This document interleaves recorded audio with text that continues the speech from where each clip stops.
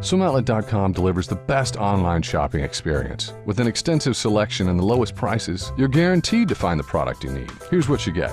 Free shipping on all orders over $49. Free 1 to 2 day shipping on all orders over $99. All orders placed by 6 p.m. ship out the same day. Shop at SwimOutlet.com, the web's most popular swim shop.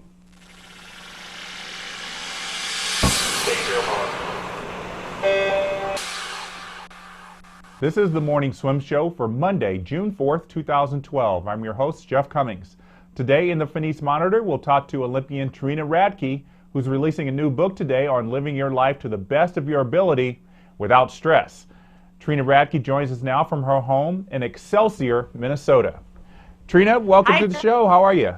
I'm good. How are you doing today? I'm doing very well, thanks. Congratulations on your new book. Thank you very much. I appreciate it. And I just want to correct you if you don't mind. My title is Be Your Best Without the Stress. Yes, the title is Be Your Best Without the Stress. Easier said than done, right? Yes, it's a little long. In terms of being your best without the stress, what exactly does that mean? Well, as you know, we all go through ups and downs in life. Sometimes we have different obstacles that show up for us.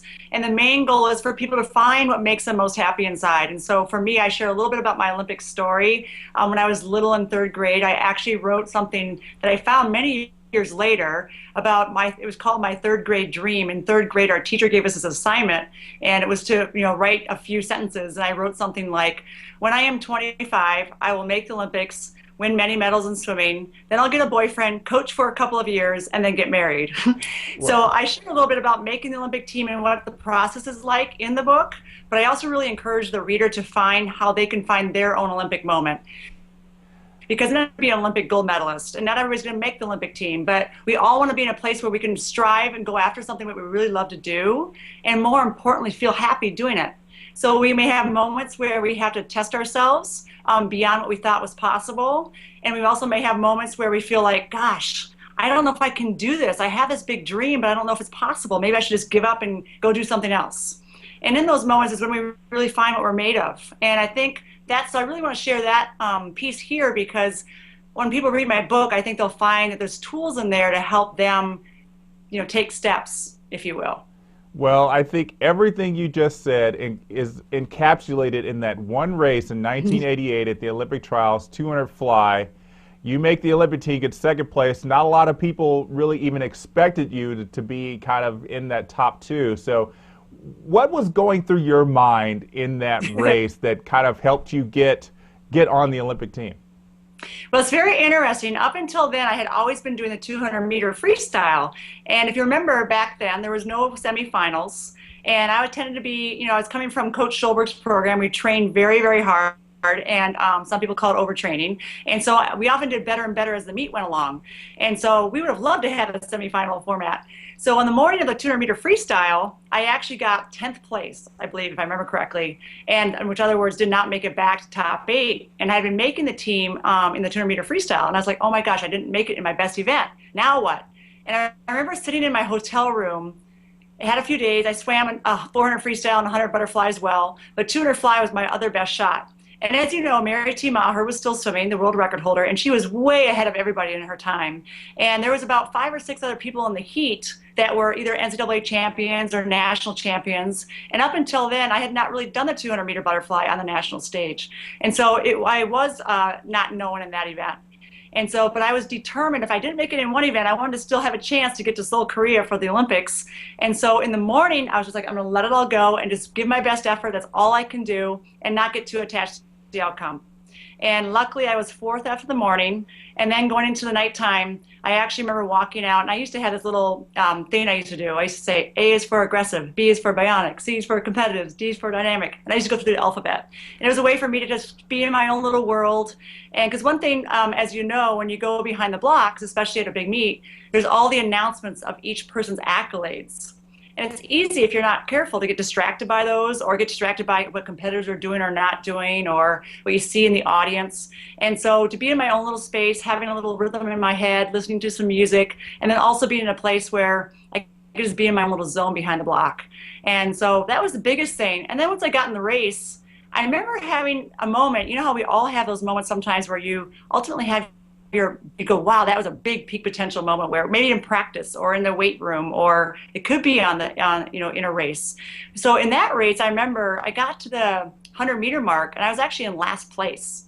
And I knew I was not in the lead by any means, but I also knew I needed to get going if I was going to have a chance. And so the third length, I remember having a thought like, I really kicked it into gear, especially about, halfway down the pool. And then the last 50, I, just really kicked it home. And luckily at the last 15 meters, I didn't breathe into the wall. And I was fortunate enough, I think there was about 3 of us that were pretty close at the 15-meter mark.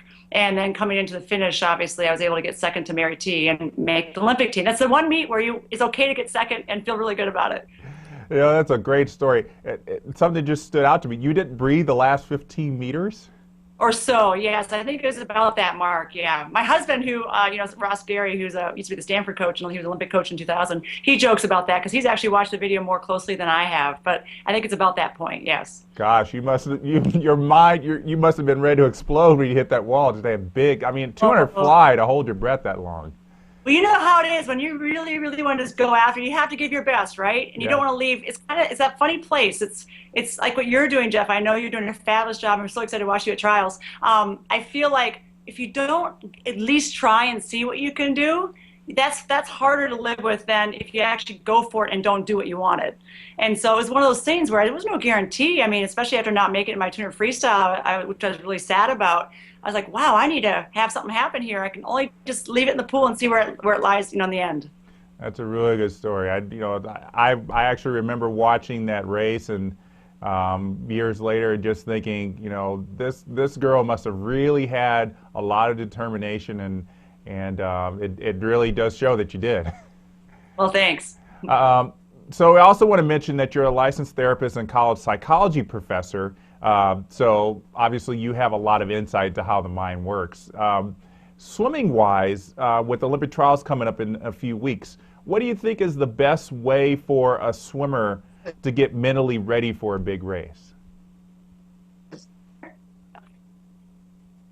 Yes, that's a great question. I think the biggest thing, if I were somebody who's coming into Olympic trials and I'm in a position where I'm close to making the team, or I want to have a big drop to make the team, or I'm a favorite to make the team, I think the best thing is to stay present. I think it's so easy to get distracted by how did I feel yesterday? What did I eat? Certain athlete that I'm competing against went a certain time a month ago. And in the end, nothing matters except for you on that pool deck on that given moment. And I think it's easy to get caught up in all the other stuff that goes on. And it's important to come back within yourself. It sounds so simple and basic, but just to breathe, like, and let it all go. And be in a place where even behind the blocks, if you notice your mind going, feel the water on the pool deck touching your bare feet. Feel as you put your hands and put your goggles on your face, touch the block, and if you're kinesthetic and you like to feel things, put your hands on the block and feel the roughness of the block. Get in your own little space. And most importantly, beyond thinking about, sometimes we need to be in a place where we review the race in our mind, and then there's other times where we need to be able to just let go and be goofy and listen to music or dance around with our friends.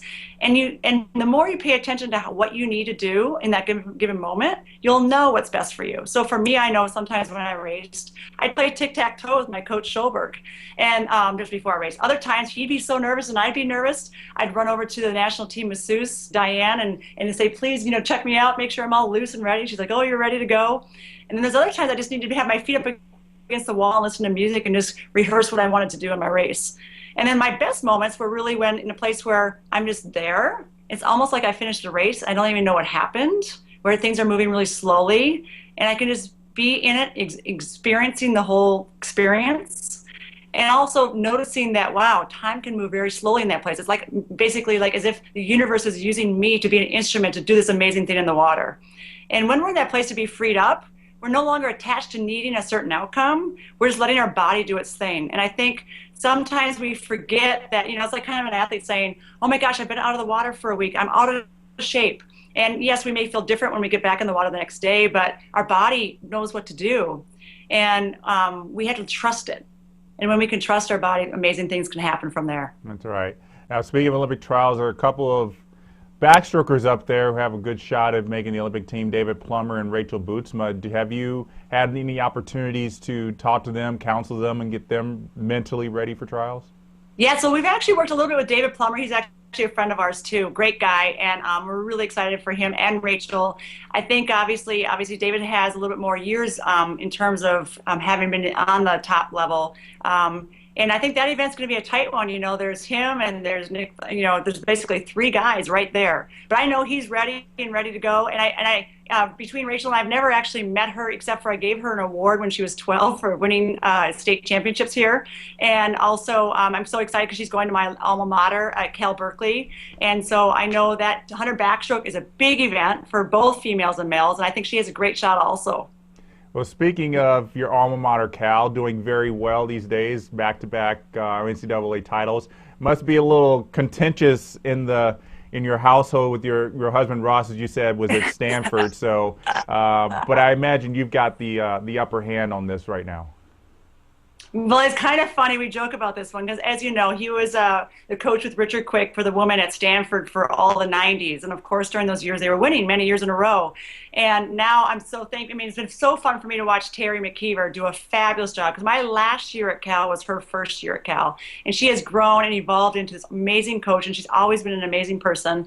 And so it's just fun to see Cal winning the last few years. And so, but Ross and I do joke. We often do score the psyche and compare how the teams are doing, and it's fun for him too because obviously Lee was somebody he coached who's now the coach at Stanford. So it's just really fun. More importantly, obviously it's fun to see who wins, but it's like, as you know, it's not about the medal in the end. It's really fun to see how people develop and change and grow and see what's possible. And I know, like, for example, at Cal, it's been really fun because I know Natalie did a fabulous job there, and she's been I know a big mentor to some other younger kids there. And I think it's going to be fun to watch her this summer, as well as having some of the other guys. Anthony Irvin coming back from Cal and some other people there swimming as well.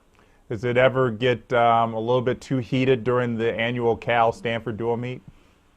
No, you know, it's funny. He and I are pretty laid back, to be honest. It's and like I said, it's fun for us to see how they're doing, and then it's also really fun to see how they progress. Like, some people obviously swim really fast in the middle of the season, and trying to understand what they're doing for training strategies. You know, I remember when I was swimming, for example, University of Arizona used to rest a lot in December, and then you know, then go into heavy training for dual meets, and then rest again for NCAAs. So it's always kind of fun to see how different athletes respond to heavy training versus taper time versus the stress of everything that goes on with if the expectations have come on them, or if they're freed up to race. And so we actually really enjoy watching how they move and how they look in terms of relaxation behind the blocks and as a team. You can kind of tell, you know, he's often told some stories when he was at Stanford, for example, like there was times where they really try to rally the team together. And I'm sure Terry's done this with her, you know, years obviously with Cal, is getting people just to have fun together, to go out there and do their best and be together and support each other and seeing what's possible. And when you're in that place, everybody's freed up to race fast, and it's fun, and then it's no longer about, oh my gosh, we have to do this to swim fast, where the pressure comes on, then we start feeling tense and our muscles are tight and we can't race.